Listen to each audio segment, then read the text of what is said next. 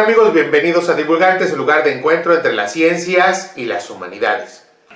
Hoy vamos a hablar de la importancia de la divulgación de las ciencias sociales y las humanidades. A veces pensamos que el conocimiento y saber de las humanidades y las ciencias sociales estuvieran estancadas frente al dinamismo de las ciencias naturales, que está en constante cambio o progreso. Se hacen nuevos descubrimientos que tienen que ser divulgados. En contra, parecería que lo que sabemos sobre historia y filosofía ya no cambia, que sabemos lo mismo desde siempre. ¿Qué más podríamos decir de Platón o Aristóteles o de la Revolución Francesa? Nada más falso. En primer lugar, claro que podemos decir muchas cosas sobre los viejos temas, nuevas perspectivas, nuevos descubrimientos, pero además las humanidades y las ciencias sociales generan cada día nuevas investigaciones, nuevos conocimientos en cada una de sus disciplinas. La divulgación de las ciencias sociales y las humanidades se encuentran encerradas, de alguna manera o acorraladas, entre la difusión de la cultura y la divulgación de las ciencias naturales. La divulgación de las ciencias sociales y las humanidades requiere cada vez públicos más amplios. Las personas terminan su formación muy jóvenes y los conocimientos de las ciencias sociales y de las humanidades cambian constantemente. Por eso es importante seguir teniendo contacto con los temas universales de estas disciplinas. El mundo de hoy, por supuesto, está atravesado por múltiples cuestiones y problemas que solo pueden ser abordados con el conocimiento de las ciencias sociales y las humanidades. La crisis de las democracias, el papel de los medios de comunicación e incluso los temas ambientales o del uso de la energía no solamente son temas de las ciencias naturales. Esos temas no pueden ser entendidos sin las humanidades y las ciencias sociales. Es importante la profesionalización de la divulgación de las ciencias sociales y las humanidades. Parece obvio que tanto los humanistas como los filósofos e historiadores, como politólogos y antropólogos, trabajan con los discursos, analizándolos y construyéndolos, y entonces sería mucho más fácil hacer divulgación de sus propios temas porque tienen de por sí experiencia y práctica con la palabra y con los discursos narrativos.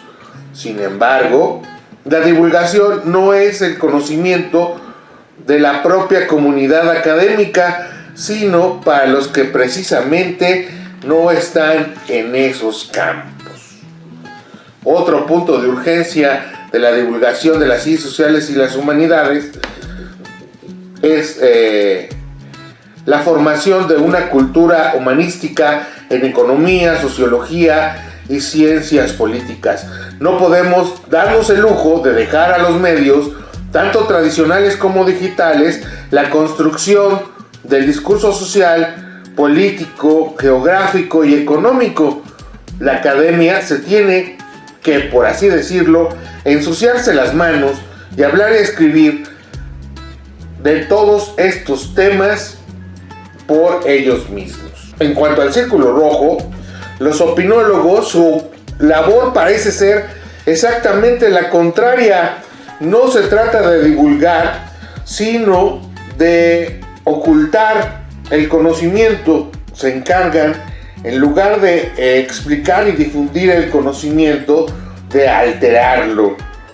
No pienses, dirían ellos, ¿para qué lo haces? Yo lo hago por ti. Yo soy el experto. Por lo tanto, no podemos en la academia, en el conocimiento experto de las humanidades y las ciencias sociales, dejar la interpretación social y política solo a los medios de comunicación. Otra parte importante de la divulgación de las ciencias sociales y las humanidades es el plano social del propio conocimiento de esas disciplinas.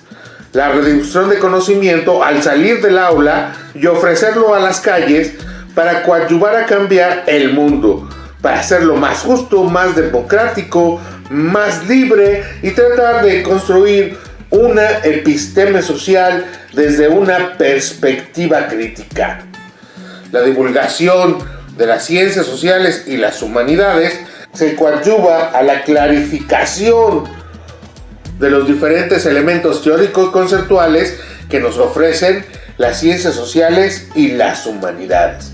La divulgación, de alguna manera, puede servir para contener el ruido y la estridencia de esos medios masivos de comunicación.